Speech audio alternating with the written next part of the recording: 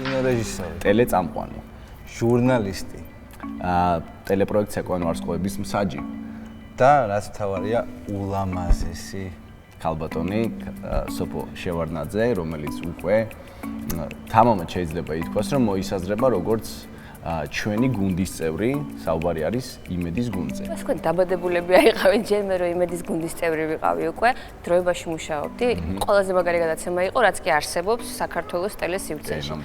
და ეს არ არის სხვადასხვა პირველი პროექტი, რომელსაც მსაჯობ. მაგრამ განსაკუთრებული ემოციური მუხტი აქვს ამ პროექტს ჩემთვის. შენთვის რა არის მნიშვნელოვანი პროექტში, რომ თქვა რომ ოკეი, ეს ჩემთვის საინტერესოა და მინდა რომ თქვა ვიყო ამის ნაწილი. მიყვარს ხალხთან ლაპარაკი, გულწრფელად მაინტერესებს ხალხი და ალბათ ამიტომ გამომდის კარგი ინტერვიუები. ადრე იყო დავიწყე მაინც უფრო პოლიტიკური ჟურნალისტიკის მიმართულები და მე წავედი სხვა სფეროებშიც, იმიტომ რომ ეს არ თავდება. თუ ადამიანი გაინტერესებს, ეს არის იფარგლება პოლიტიკა და საერთოდ მივხვდი, რომ აი სულ ვიძახდა ვაშინგტონ პრეზიდენტთან გაგებული ინტერვიუ, ალბათ რა საინტერესოა. არა, რაც უფრო მაღალი დონის პოლიტიკოსია, მით უფრო ცინიზმით არის ის აღჭურვილი და სიმართლეს მაინც ვერ გაიგებთ მისგან, იმიტომ რომ ცუდი ადამიანი, იმიტომ რომ პოლიტიკა თავისთავად გულისხმობს იმას, რომ სიმართლეს ვერ გეტყვის და აი სხვა დარგის წარმომადგენლებთან, თქვა, იგივე ხელოვნების, ეხლა ძალიან ბევრს ვაკეთებ მეცნიერებთან ერთად ინტერვიუებს, ჩემთვის ბევრ უფრო საინტერესო. ტელევიზია ხანდახან საქართველოში შეიძლება ითქვას, რომ ტენდენციურად შეიძლება აღიქვას მაყურებელმა და ამ ტენდენციაში რამდენად შეუძლია, რომ გამოკვეთილად ერთმა კონკრეტულმა ჟურნალისტმა თავისი რაღაც კონკრეტული სუბიექტური აზრი დააფიქსიროს. ამას ძალიან დიდი გამბედაობა ჭირდება. სიფრთხეში მუშაობ, ეს უფრო ძნელია, მაგრამ ეს ძნელია ნებისმიერ ქვეყანაში. ხა მე რუსეთში ვცხოვრობ, იქ ეს ორმაგად ძნელია, ამერიკაში მაქვს 10 წელი ნაცხოვრები, იქაც ძნელია, ანუ შენ თუ ხარ, თქვათ, MSNBC-ს ან ABC-ს კორესპონდენტი, ვერანაირად ვერ დაიცვა რესპუბლიკელებს და Fox-ის კორესპონდენტი თუ ხარ, ვერანაირად ვერ დაიცვა დემოკრატებს. ანუ გააჩნია, ვინ არის შენი სპონსორი, როგორ არხზე მუშაობ, ეს არ გეგმოთ მარტო საქართველოში ან რუსეთში ან ამერიკაში, პრინციპში ესეა მოწყობილი მას-მედია.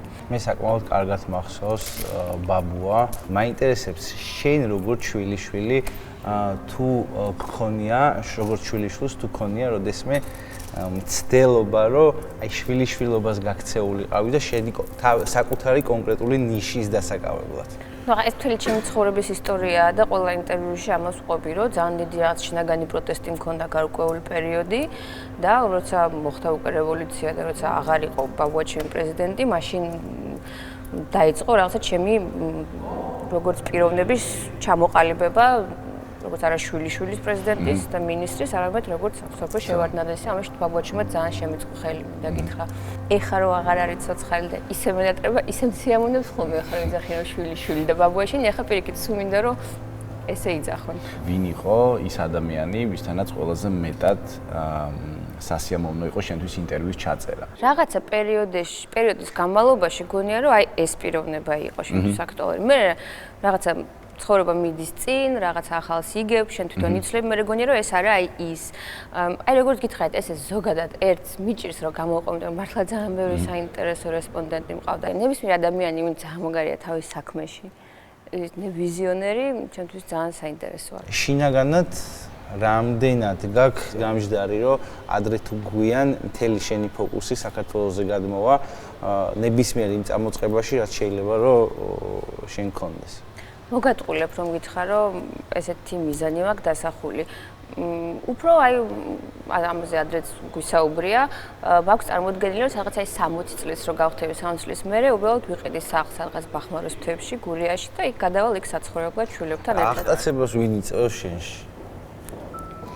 აი რამე ისტორიული ვიღაც ისტორიულ პერსონაჟებს და ეხა ვინ დედა ჩემი, მამა ჩემი, აი ესეთი ადამიანები ისეც ხედა რომ ძალიან ბევრი ჩადეს ჩემში, ჩემს ძმებში, დებში და ამას აკეთებენ უმანკოდ და მე არ მყავს ჯერ შვილები და მგონია რომ რაღაცა საოცარი გძნობა, როცა ესე უპირობოდ ვიღაცა გიყვარს, ამიტომ დედა ჩემი და მამა ჩემი. დღიურს აწარმოებ?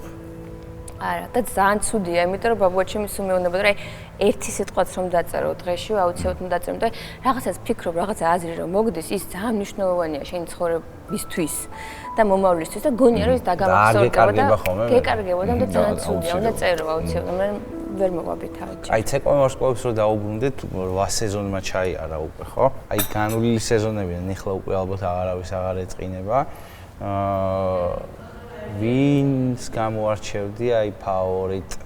კეთი ხატიაშვილი საოცარი იყო, ჩემთვის ყველაზე მაგარი მოცეკვავა და როგორც ადამიანი საოცარი გოგოა და მართლა ყველაფერს თავისით მიაღწია და ძალიან სამართლიანი იყო მისი გამარჯვება. ანუ მე ესე მგონია გვერდიდან როდესაც გიყურებ, რომ რაღაც ისეთი ძალიან კონტრასტული გადაწყვეტილებების მიღება ცხოვრებაში არ გაშინებს, ხო? ანუ აი რისკზე წასვლა შენთვის აბსოლუტურად როგორია, ორგანულია თუ არა? აი უცებ შეგიძლია რაღაცა რომ შემიძლია. მაგრამ სხვადასხვა აი ეხლა უკვე რაც უფრო დრო გადის, ხვდები რომ ის გადაწყვეტილებები, რომელსაც იღებ, მე პასუხი უნდა აგო იმაზე.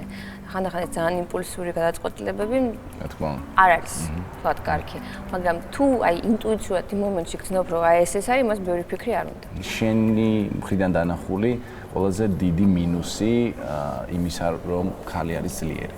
იცი რა? ძლიერი ხალი რა არის, ხო, რომელიც არის დამოუკიდებელი, წარმატებული. არ ჭირდება კაცი იმისთვის რომ იყოს ბედნიერი და თუ კაცი ყავს გვერდში მხოლოდ იმიტომ რომ იყოს კიდევ უფრო ბედნიერი, ხო? არ მოუთმენს და არ მოითმენს, თქვათ. ანუ თავისი კანონები. ხო, ძლიერი ხალი.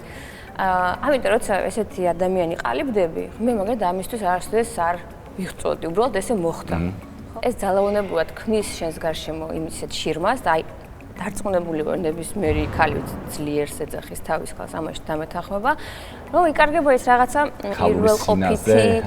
პირველყოფითი რაღაცები რაც ნებისმიერ ხალხში დევს ის რო არის დაუცველი ის რო არის სუსტი ის აშინებს კაცებს ანუ ძლიერი ხალები იცი როგორ არის პრაქტიკა აჩვენებს რომ ის ვინ შენია ყოველთვის გიპოვის მაგას ახლა აშინებს ალბათ ხო მაგრამ ვის აშინებს იმ კაცს ვისაც აშინებს მე ის არც მომეწონება ალბათ და არა მარტო კაცებთან ხალებთანაც და საერთოდ ხალხთან ურთიერთობაში რომ ხალხს გონი რა აუ ეს ისეთია ამას ვერ მივალ და ვერ დაველაპარაკები და რაღაცა ეს ცუდია იმიტომ რა თქმა უნდა ნებისმიერ ადამიანში ძლიერია ის თუ სუსტია დევს რაღაცა თვისებები რომელიც ყველას ახასიათებს ახლა მე ძალიან ბევრჯერ მიტირია ბალიში ღამე თუმცა ამას ახლა ეს მართლა რაზე ტირი ხა ძალიან ბევრჯერ ეხა სტირი ვარ ხოლმე ყველა ხალი ტირის და ბოლოს რაზე იტირე აი ვიცი რაღაცა მაწყენინა და ვიტირე აი შეგვეღოთ ძალიან გული დამწყვეტოს და ამას ვერავინ ვერ გაიგებს მაგრამ აი ისე ვიქნები ძალიან გულდაწყვეტილი და აი თუ იმე ამას ხედავს შირმის იქით ესაა ძალიან დასაფასებელი. ცოტა იტირე სხვათა შორის იმ შეფასებისას, რომელიც ჩემთვის მაგალითად მერვე სეზონში დაუვიწყარი იყო, რომელიც შენ გააკეთე. ეს იყო გილიგას და სალომეს ცეკვა, რომელიც მშვიდობის ტურში ოკუპაციას მიუძღვის. აი ეს უსიტყვო გამოხატულება, ეს ექსპრესია მე თუ მკითხავ. რამოდენიმე ადამიანს რომ ჩაუგდო WhatsApp-ში ამის ვიდეო ბევრად უფრო დიდ ეფექტს მოახდენს, ვიდრე ჩიხში მოქცეული რეალ პოლიტიკა და ბრწყინვალედ შესრულებული ნომერი იყო. იმ ხუთიდან რამოდენიმე შეგვეთქე. აი ვიქტორინას ვაცხადებ, აბა გამოიცანით. შემიგონია იქ ხუთი. ძირითადად ახლა გულისხმობდი პოლიტიკოსებს, ვინც წყვეტენ უშუალოდ ჩემი ქვეყნის ოკუპაციის. თუმცა მეც გეთანხმები, რომ ჩვენ ისეთ ეპოქაში ვცხოვრობთ, რომ პრინციპში ესეთი პირად მიმოწერს, სულ შთაბეჭდილება მაქვს, რომ პირადი მიმოწერების დონეზე გაცილებით მეტი წდება, ვიდრე რაღაცა 50 კაციანი ოფიციალური ვიზიტებისას. არ ვიცი რა და მაგიტო იყო ძალიან მარტო ეხა, მაგრამ ყოველთვის პირადი კონტაქტი ძალიან მნიშვნელოვანია. შეიძლება იყოს იდეოლოგიური მტერი ერთმანეთის, მაგრამ შინაგანი მასშტაბით აბსოლუტურად ემთხოვდეთ ერთმანეთს და ამიტომ იყოს რაღაცა უხილავი ნდობა, რომელიც გაკეთებინებს ძალიან დიდ საქმეებს. ეს ყოველთვის იყო და იქნება. სულ ახლახანს დაიწყო 2019 წელიწადი და ძალიან საინტერესოა რა გეგმები აქვს სოფოს 2019-ში. გეგმებზე ცდილობ არ ვილაპარაკო, იმიტომ რომ ცხოვრება მასწავლა, რაც უფრო მეც ლაპარაკობ, მე ნაკლები ხდება ეს გეგმები. ძირითადად მინდა რომ მივიყვანო ის ბოლომდე რაც დავიწყეთ 2018 წელს, გავამაგრო ეს ჩემი პროექტი, იქნებ საქართველოშიც გადმოვიტანო. გარკვეულწილად და კიდე რამდენიმე პროექტი მაქვს ჩაფიქრებული, რომელსაც ძალიან ვიმედოვნებ, რომ დარწმუნებული ვარ. ძალიან ვიმედოვნებ, რომ ამიხდება და გამომივა. ჩვენც იგივეს გისურვებთ. ძალიან დიდი მადლობა და წარმატებებს გისურვებთ. თქვენს წარმატებები. მადლობა.